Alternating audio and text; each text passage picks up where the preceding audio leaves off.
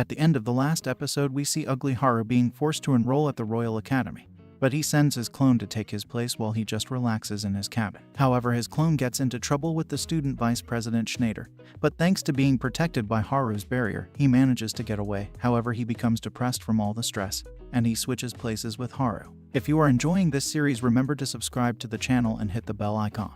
The next day, Haru attracts the attention of all the other students, and they wonder if he's really only level 2 because he defeated Schneider in a single hit. He manages to get away, but he gets mad thinking his plan to get expelled isn't going well. As he walks past some other students, he realizes rumors are starting to spread about him, and the girls even think he is cute. He starts to run, coming back to his room, but he's stopped by Torita, and he instantly rejects her without listening to what she has to say. She insists for him to join her lab, but Haru just claims he forgot what they talked about, and he tries to leave, but Torita goes on to explain it to him again, saying that at the academy there are 2 courses that he must choose from. There's the night course where students learn the practical use and application of magic, and it's designed for those who want to become knights and serve the country. The other is the scholar course, and Torita explains he will get to just work in a lab and invent new ways to use magic. She thinks it would be perfect for him since he's interested in ancient magic. But Haru thinks he would just join a different lab. At that moment, Liz suddenly appears rushing at him, but Haru easily restrains him, not recognizing who he is. But Marion also appears, and he's surprised Elias has gotten so much bigger. He wonders what they want from him, and Liz tries to be friendly with him, but Haru just ignores him and talks to Marion. She asks him if he has chosen a course yet, and she asks him to join the lab that she's in. Lai also wants to be in Haru's class, but Torita claims that Haru belongs to her. Elias then gets into an argument with her, but he realizes who she is, and he warns Haru to avoid her, saying her research is useless, and that she gets into trouble with the other professors. But Torita claims he is just not smart enough to understand her research, so the 3 wonder what Haru is going to pick.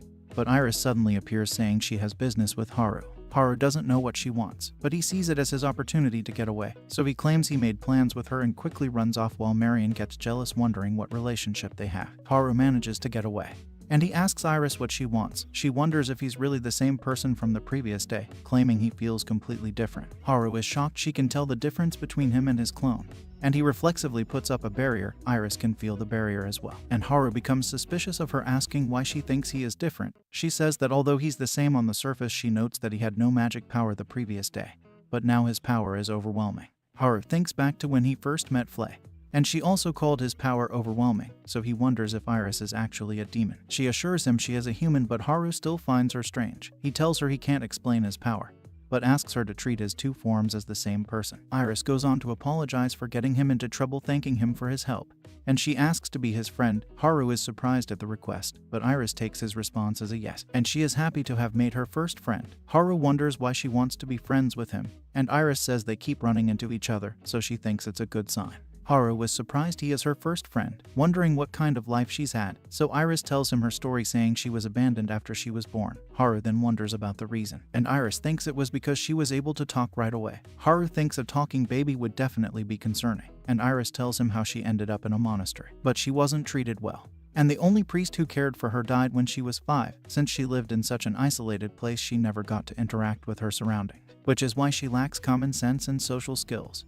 But Haru tells her she chose the wrong person to become friends with, revealing he also has no friends, so she won't be able to learn common sense from him. However, Iris thinks this is the perfect chance, thinking they are similar, so she still wants to be his friend. Haru gets the idea to use her to help him get out of troublesome situations at the academy, so he thinks becoming her friend might not be the worst idea, so he asks what course she's taking, and she tells him she's taking Torita's class. Haru isn't happy about this, but he agrees to take it as well, and Iris is overjoyed by this. Meanwhile, at the cabin, Charlotte has been depressed ever since Haru left, and Flay also wants to be by his side, but Charlotte suddenly senses something happening to him, so she decides to check up on him. Flay cries because she isn't allowed to go, but Lisa thinks she is earnest, and she's impressed with how well Flay has adapted to their situation. But Flay thanks her previous job working for the Demon King, so Lisa asks what the Demon King was like, and Flay says he was kind, mentioning his dream was to find a way for demons and humans to live in peace. She remembers his final fight against a queen where he sacrificed his own life, but Flay thinks he did it to be reincarnated as a human so that he could create peace from the human side.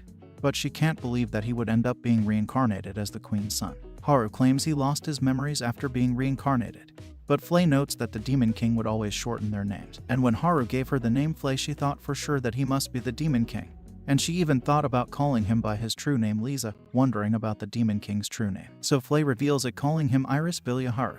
formally introduces himself, and Iris reveals her full name is also Iris Billy. Haru thinks her name is too long, so he decides to just keep calling her Iris, making her laugh as she mentions how she also likes to shorten people's names. Haru prepares to leave, but Iris wonders if he has chosen his classes, suggesting they should do it together. Haru invites her back to his room, but he suddenly worries about people getting the wrong idea. When he enters his room, he finds Charlotte waiting for him, and she's shocked, thinking Iris is his girlfriend. But Haru says they are just friends. However, Charlotte thinks it won't be long until he has a ton of girlfriends. But she still wants to be his wife. Iris thinks they are weird. But Haru thinks that this just must be how kids grow up, and that Charlotte will find him gross in the future, so he decides to just go along with it. Haru introduces the two girls, and he starts filling out his class election. We see he just makes his decisions by rolling a dice, and Iris is surprised by his methods. But Charlotte explains that no matter what classes he picks, Haru will be able to ace it, calling him an existence that transcends all common sense. Iris is amazed by this, but Haru tells her not to believe everything that Charlotte says. Haru gets bored filling it out, so he just tells Charlotte to help him choose whatever she thinks is suitable. So she helps him finish it, and he doesn't even bother checking it. Iris is surprised by this, wondering about his goals for entering the academy. But Charlotte claims he's there for a more important reason, but refuses to tell her the specifics. Haru wonders why Charlotte came to visit, but she claims she has already accomplished her mission, so she prepares to head back. Haru thinks it would be bad to let Iris see the gate, so he quickly covers our eyes, and Iris wonders where his sister went, but he just tells her not to worry about it. That's all for today. Remember to like and subscribe to the channel. Thanks for watching, and I'll see you next time.